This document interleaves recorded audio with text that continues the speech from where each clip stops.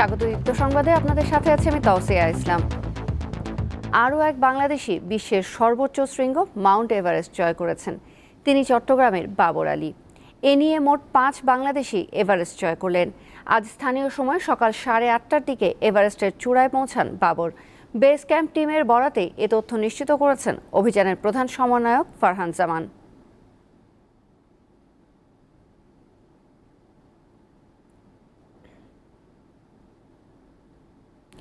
কারো কাছে হাত পেতে নয়, বিশ্বে বাংলাদেশ মাথা উঁচু করে থাকতে চায় বলে জানিয়েছেন প্রধানমন্ত্রী শেখ হাসিনা। সকালে বঙ্গবন্ধু আন্তর্জাতিক সম্মেলন কেন্দ্রে জাতীয় এসএমই পণ্য মেলা 2024-এর উদ্বোধন অনুষ্ঠানে একথা বলেন তিনি।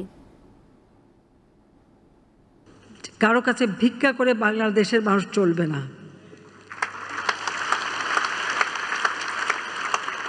জাতির পিতা বঙ্গবন্ধু শেখ মুজিব বলেছেন, ভিক্ষুক জাতির কোনো ইজ্জত থাকে না। আমরা সম্মান নিয়ে চলতে চাই। তা আমি বিশ্বাস করি যে মানুষের কর্মক্ষমতা, মানুষের উদ্যম, মানুষকে যদি আমরা কাজে লাগাতে পারি, তাই সোনার মানুষগুলিই তো উপযুক্ত হবে এবং আমাদের সোনার বাংলা গড়ে তুলবেন। আজ মধ্যরাতে শেষ হচ্ছে উপজেলা পরিষদ নির্বাচনের দ্বিতীয় দফা ভোটের প্রচারণা। 21 মে ভোট গ্রহণ। শেষ মুহূর্তে ব্যস্ত সময় পার করছেন প্রার্থীরা, চেষ্টা করছেন ভোটারদের মন জয়ের। দ্বিতীয় ধাপে 161 উপজেলা পরিষদে ভোট হবে।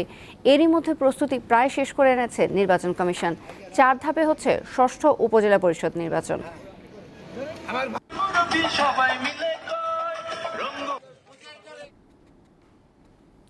জাতীয় সংসদে ব্যবসায়ীদের উপস্থিতি বাড়ছে।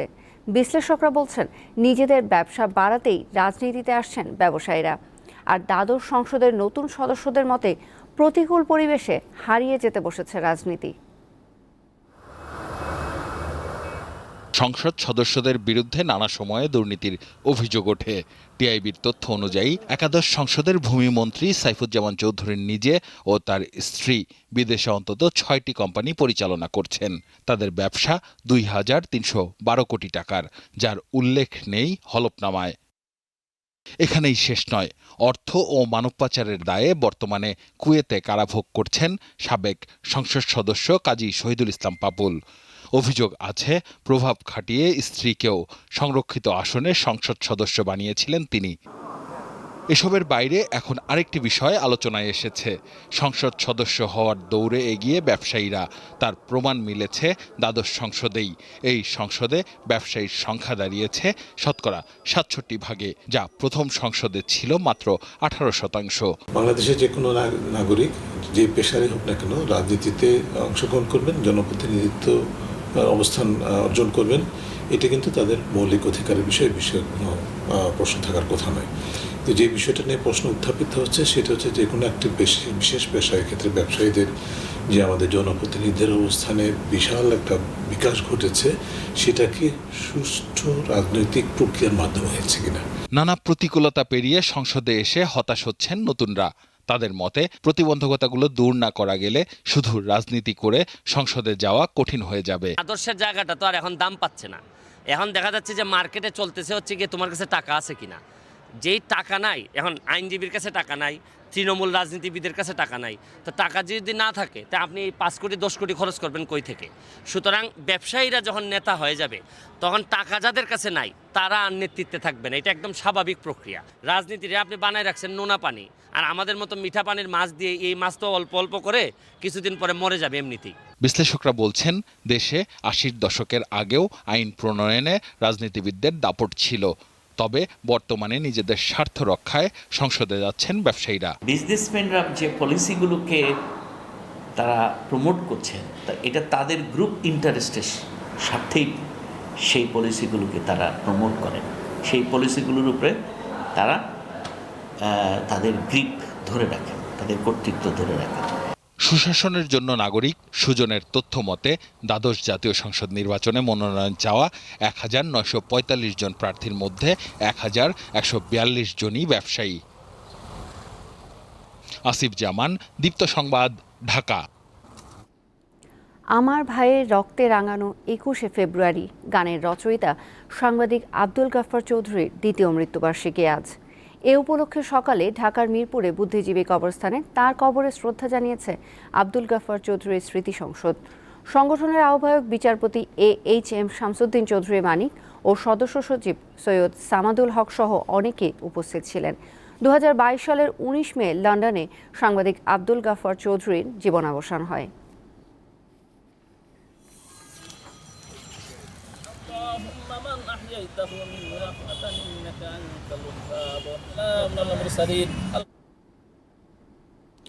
সাংবাদিক আব্দুল গাফফার চৌধুরী ছিলেন গণতান্ত্রিক ও অসাম্প্রদায়িক বাংলাদেশ প্রতিষ্ঠায় সবসময় সরব। তার অনুভূতিতে ছিল বাংলা, বাঙালিত্ব ও মুক্তিযুদ্ধের চেতনা। স্বাধীনতা পুরস্কার ও 21 পদকপ্রাপ্ত এই গুণীজনের আদর্শ অনুপ্রাণিত করেছে প্রগতিশীল মহলকে।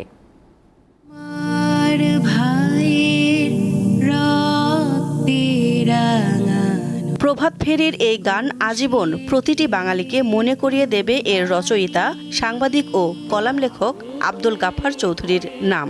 তার অমরত্বের জন্য এই একটি গানই যথেষ্ট। আব্দুল গাফফার চৌধুরী শুধু একজন গীতিকার বা কবি নন, তিনি এক বহুমাত্রিক ব্যক্তিত্ব, যার পরিচয়ের সীমানা অনেক দূর বিস্তৃত। তবে বাঙালির কাছে তিনি বেশি পরিচিত সাংবাদিক, কলামিস্ট হিসেবে। সর্বশেষ যেটা কাজ করেছেন, যে ধীরে বহে বড়ি গঙ্গা, জ্যোৎস্না পাবলিকেশন থেকে প্রকাশিত একটি বই, তার মধ্যে বঙ্গবন্ধু সংক্রান্ত অনেক তথ্য তিনি তুলে ধরেছেন, যা কোথাও পাওয়া যায় না। আমি ব্যবহার করেছি। বরিশাল জেলার মেহেন্দিগঞ্জ উপজেলার উলানিয়ার বিখ্যাত জমিদার পরিবারে 1934 সালের 12 ডিসেম্বর তার জন্ম। আব্দুল গাফফার চৌধুরীর কর্মজীবন অবশ্য শুরু হয় ছাত্রাবস্থায়। 1950 সালে দৈনিক ইনসাফ পত্রিকার মাধ্যমে পেশাদার সাংবাদিক হিসেবে কাজ শুরু করেন তিনি। 1953 সালে সওগাত পত্রিকার ভারপ্রাপ্ত সম্পাদকের দায়িত্ব নেন। 52 সালে যে উনি যে গানটা লিখলেন স্বতঃস্ফূর্তভাবে, সেই গানটা তো জাতীয় সঙ্গীতের মতো হয়ে গেছিল সেই সময়। বিশেষ করে পাকিস্তান আমলে এটা আমরা গাইতাম এবং হয়তো মানে ইমোশনাল হয়ে যেতাম, চোখে পানি চলে আসতো যে কী গান লিখেছেন। তখন উনি অনেক কিছুই লিখতেন এবং স্বাধীনতার দিকে এগিয়ে যাওয়ার ব্যাপারে ওনার কন্ট্রিবিউশন অনেক। 1971 সালে মুক্তিযুদ্ধ শুরু হলে গাফফার চৌধুরী সপরিবারে চলে যান কলকাতায়। কলম যোদ্ধা হিসেবে অবদান রাখেন বাঙালির মহান মুক্তিযুদ্ধে। বিশ্ববাসীর কাছে মুক্তিযুদ্ধকে তুলে ধরতে নিয়মিত কলাম লেখেন কলকাতার আনন্দবাজার এবং যুগান্তর পত্রিকায়। খ্যাতিমান লেখক সাংবাদিক আব্দুল গাফফার চৌধুরী 2022 সালের 19 মে লন্ডনে 87 বছর বয়সে মৃত্যুর আগ পর্যন্ত 7 দশকের বেশি সময় ধরে লিখে গেছেন। তার এই লেখার বেশিরভাগই ছিল রাজনৈতিক ভাষ্য, কিন্তু শেষ পর্যন্ত বাংলাদেশের মানুষের কাছে তিনি যেটির জন্য সবচেয়ে বেশি স্মরণীয় হয়ে থাকবেন তা হলো একেবারে তরুণ বয়সে লেখা 21শে ফেব্রুয়ারিকে নিয়ে সেই লেখা। দিলশা দানি, দীপ্ত সংবাদ, ঢাকা। নওগাঁয় জেলা কেবল অপারেটরদের সাথে কেবল অপারেটর অ্যাসোসিয়েশন অব বাংলাদেশ কোয়াবের মতবিনিময় সভা হয়েছে। শনিবার বিকেলে নওগাঁ শহরের ফুড প্যালেস মিলনায়তনে জেলার কেবল অপারেটররা এ আয়োজন করে। মতবিনিময় সভায় প্রধান অতিথি ছিলেন কোয়াবের সভাপতি ABM সাইফুল ইসলাম সোহেল। এ সময় জেলার কেবল অপারেটররা তাদের বিভিন্ন সমস্যার কথা তুলে ধরেন।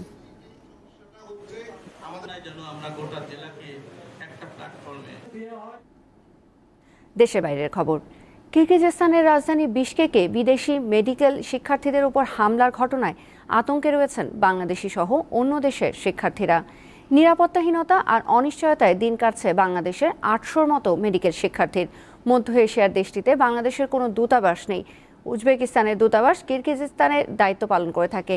দেশটিতে থাকা বাংলাদেশি শিক্ষার্থীদের সঙ্গে দূতাবাস সার্বক্ষণিক যোগাযোগ রাখছে বলে জানানো হয়েছে। খেলার খবর। যথাসময়ে মাঠে গড়াতে পারে বাংলাদেশ যুক্তরাষ্ট্র 3 ম্যাচ সিরিজ। ঘূর্ণিঝড়ের কারণে স্টেডিয়াম ক্ষতিগ্রস্ত হলেও ম্যাচের আগে মাঠ প্রস্তুতের ব্যাপারে আশাবাদী বিসিবি। এই সিরিজ সামনে রেখে শনিবার অনুশীলন করে বাংলাদেশ দল। প্রেরি ভিউ স্টেডিয়ামে অবস্থিত ড্রেসিং রুম, খেলোয়াড়দের dugout, VIP tent, side screen সহ মাঠের সব স্থাপনা অস্থায়ী হওয়ায় সবই ঘূর্ণিঝড়ের কবলে পড়ে বিধ্বস্ত হয়ে গেছে। তবে তাতে খেলোয়াড়দের অনুশীলনে বাধা পড়েনি তেমন। জিম আর নেটে অনুশীলন করে দিনটিকে কন্ডিশনের সাথে নিজেদের মানিয়ে নিতে কাজে লাগিয়েছে নাজমুল ইসলাম শান্তর দল। 21 মে শুরু হওয়ার কথা 3 ম্যাচের T20 সিরিজ।